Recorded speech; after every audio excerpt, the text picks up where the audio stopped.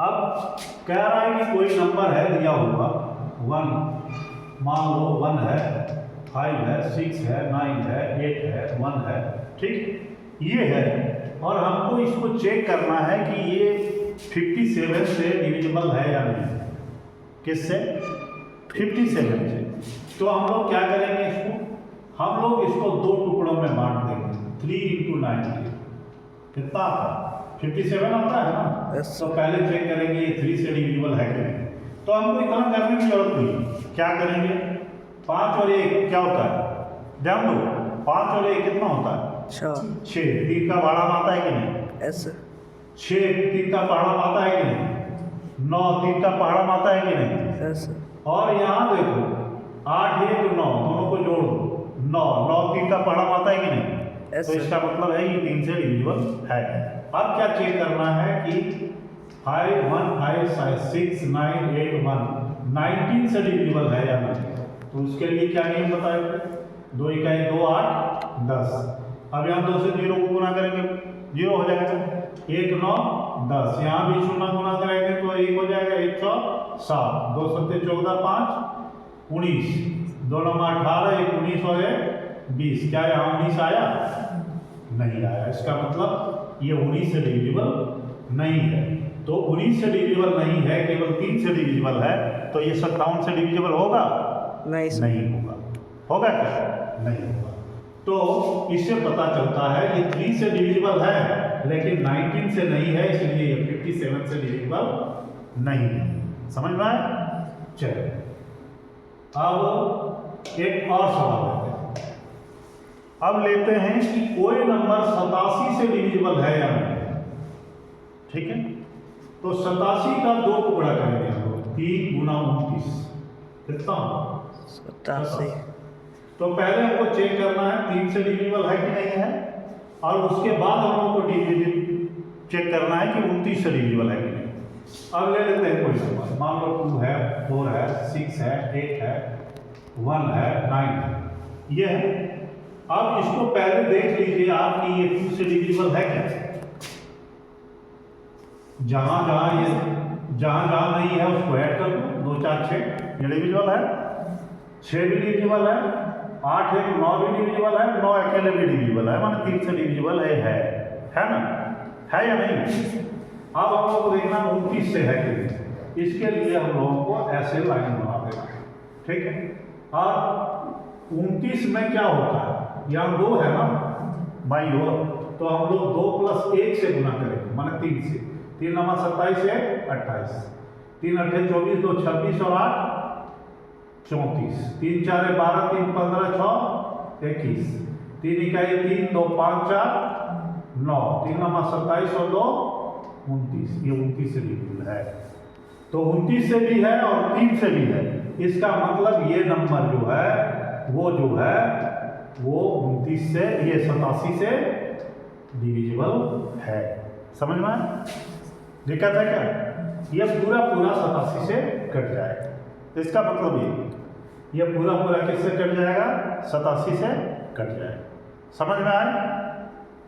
तो ये हम लोग समझ गए, ठीक है, कि 87 से डिविजिबिलिटी टेस्ट करने के लिए 3 और 29 से हमको चेक करना है। समझ में आया? दिक्कत है क्या? ठीक है, तो ये नियम है। उसके साथ साथ और भी बहुत सारे नियम हैं, उसको भी हम लोग देखेंगे। आप देख लीजिए कि 89 से कोई अंक डिविजिबल है या नहीं। ठीक है, 89 से क्या करना है, कैसे देखेंगे हम लोग देखेंगे इस नंबर, ये नंबर कितना है? 8 है।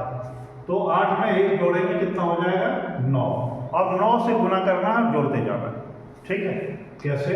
जैसे 4 8 9 5 6 7, तो इसको ऐसे भाग में बांटेंगे जैसे।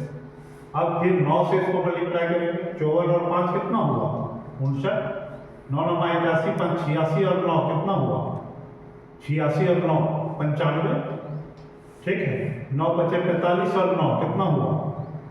45 और 9 54 हो गया। 54 और 8 62 हुआ। 9 दूनी 18 और 6 24 और 4 28 हुआ। तो यहाँ 28 हो रहा है, जबकि होना कितना चाहिए?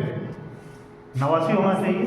इसका मतलब ये 89 से परफेक्ट डिविजिबल नहीं है, परफेक्टली डिविजिबल नहीं है। समझ में आ गया? दिक्कत है क्या? नहीं।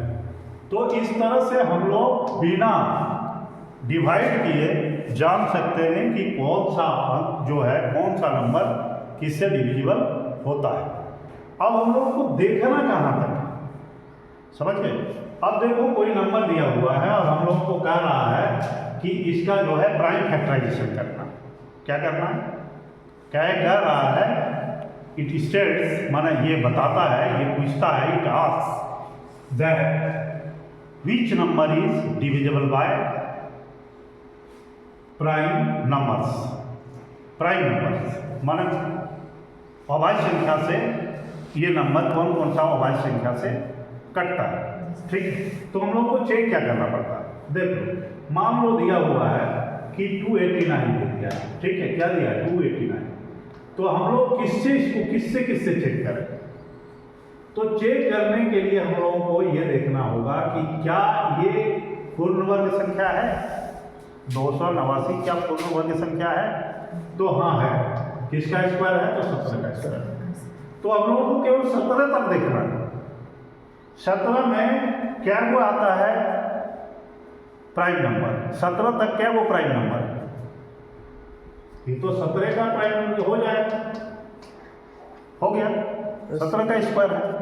तो हम लोगों को केवल देखना पड़ता है कि उसका नजदीकी परफेक्ट स्क्वायर क्या है और उसके अंदर कितना प्राइम नंबर है। ठीक है, तो प्राइम नंबर क्या क्या होता है? 2 होता है, 3 होता है, 5 होता है, 7 होता है, 11 होता है, 13 होता है, 17 होता है, 19 होता है, 23 होता है। इस तरह से होता है ना? तो हम लोगों को देखना है कि वो जितना दूर में है, ठीक है, उतने दूर का हम लोगों को लेना होगा। अब मान लो यहाँ रहता 279, मान लो कि ये किससे किससे परफेक्टली डिविजिबल है। तो हम लोगों को चेक क्या करना पड़ता है? केवल हम लोगों को 17 तक चेक करना पड़ता है। 17 तक, ठीक है, या 17 से कम ही कहो। तो 17 से कम कितना आता? 13 आता। 13 आता, यही ना है? तो 2 से तो नहीं कटता, 3 से कटता। 3 से कट गई, 3 नमा 27, 3 तिया 9, 93 हो, है ना? अब और किससे कटता है? तो 5 से तो नहीं कटता। 7 को देख लो, 7 को देखेंगे, 93 यहाँ है, तो यहाँ तो 3 से और कटेगा। 3 तिया 9, 3 का ही 3, यहाँ तो 31 आ गया। ये तो क्या है? प्राइम नंबर है। खत्म हो गई बात। इस तरह से हम लोग इसको निकालते हैं। समझ में आया कि हम लोगों को कितना तक देखना है, ये समझना। उससे पहले यदि कट गया तो कट गया, और नहीं कटा तो लास्ट तक जाना। ठीक, तो ये भी हम लोग समझ गए। अब देखिए एक नया है, 1001। 1001, ठीक है, ये किससे किससे कटेगा? तो इसको कटने के लिए हम लोग जो है क्या क्या कर सकते हैं, ये किससे किससे कटेगा इसको समझते हैं। तो पहला तो ये 11 से कटेगा। ठीक है, किससे कटेगा? और 11 का एक नियम है, ध्यान में रखना। 11 का नियम है कि अगर ये 3 अंकों की संख्या या 4 अंकों की संख्या है तो इसमें देखना क्या है कि यहाँ 10 है और यहाँ क्या है? 1 है, और बीच में छोटा है, इससे छोटा है। तो छोटा है तो 10 में 1 घटा दो, कितना है? 9। ठीक है, 9 1 माने 91 बार में ये 11 से कट जाएगा, 91 बार। और 91 को फिर यदि हम तोड़ देंगे तो 7 गुना 13 निकलेगा, 13 7 91। तो क्या वो इसका है? 7 गुना 11 गुना 13, ये हो गया 1001 के। ठीक है, 1001। तो 1001 का उभय जो है, 1001 का जो प्राइम फैक्टराइजेशन है, प्राइम फैक्टराइजेशन समझ रहे हो ना? प्राइम फैक्टराइजेशन समझ रहे हो? प्राइम फैक्टराइजेशन माने होता है अभाज्य गुणनखंडन। क्या होता है? 7 होता है, 11 होता है और 13 होता है। याद रहेगा? याद रहेगा? अब देखो इसमें और एक चीज बना देते हैं।